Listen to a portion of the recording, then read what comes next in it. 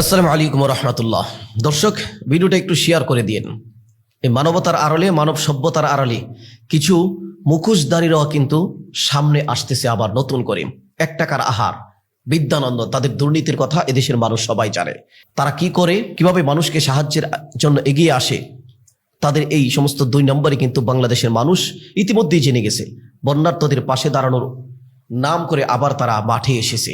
তারা কাদেরকে উদ্ধার করতেছে, তাদের ফেসবুক পেজে একটা লেখা, সেটা নিয়ে এখন চলছে চুলচেরা বিশ্লেষণ। 1 টাকার আহার ফেসবুক পেজে তারা একটি পোস্ট করেছিল। একটি কুকুর এবং বিদ্যানন্দের 2 জন কর্মী নৌকাতে বসে তারা পোস্টটা দিল।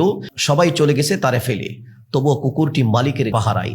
নৌকা দেখে এগিয়ে আসে, বাঁচার আকুতিতে উঠতে চায়, আবার কিসে যেন পিছু টানে। বিদ্যানন্দের স্বেচ্ছাসেবীরা বিস্কুটের প্যাকেট খুলে তাকে আনার চেষ্টা করছে। হাজার অবলা প্রাণী এভাবেই বেশি যাবে জলে। মানুষ ভুলেও যাবে এদের ত্যাগটুকু, এদের প্রতি দায়িত্বটুকু। আপনি কি চাইবেন এদের উদ্ধারের জন্য পাশে দাঁড়াতে? প্রিয় দর্শক, এই ছবিটা নিয়ে বিশ্লেষক হচ্ছে, যেখানে আপনি লক্ষ্য করে দেখবেন যে পাশে নারিকেল গাছ পর্যন্ত অর্ধেক চলে গেছে পানির নিচে, কিন্তু কুকুরটা শুকনাতে দাঁড়িয়ে আছে, তারা নৌকাতে বসে আছে। অবাক করার বিষয় না, ইন্টারেস্ট না বিষয়টা, যে যেখানে সাঁতার কাটতে হয় মানুষকে, যেখানে তারা নৌকা দিয়ে বসা আছে, কিন্তু কুকুরটা অলৌকিকভাবে মাটিতে দাঁড়ানো, শুকনার মধ্যে দাঁড়ানো। কুকুর কোনো নৌকাতেও নাই, কুকুর কোনো যানবাহনেও নাই, মাটিতে দাঁড়ানো। এটা কিভাবে, হাউ ইজ দ্য পসিবল ভাই? এটা আমাদের মাথায় ঢুকতেছে না। এটা নিয়ে মানুষের বিশ্লেষণ, আসলে এটা কিভাবে সম্ভব হয়েছে? আরে বাটপারের দল, ওরে ভণ্ডর দল, ভণ্ডামি করার আর কি দরকার?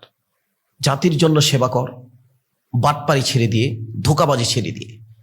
বহু সংগঠন কাজ করতেছে, সবাইকে সেলুট। সবাই নিজের জীবনের ঝুঁকি নিয়ে এত কষ্ট করে বন্যার্ত মানুষের পাশে দাঁড়াচ্ছে, সবাইকে সেলুট। কিন্তু এই লোক দেখানো, এই লৌকিকতা, এই ভণ্ডামি করে জাতিকে ধোঁকা দেওয়ার কোনো প্রয়োজন নেই। আপনাদের এই ধোঁকা, আপনাদের প্রচারণা, এটা জাতির কাছে বহু আগে স্পষ্ট হয়ে গেছে। জাতি আপনাদেরকে নিয়ে জাতিকে সোচ্চার করেছে। অতএব এই ভণ্ডামি না করে মানুষের সহযোগিতায় এগিয়ে আসুন। ধন্যবাদ।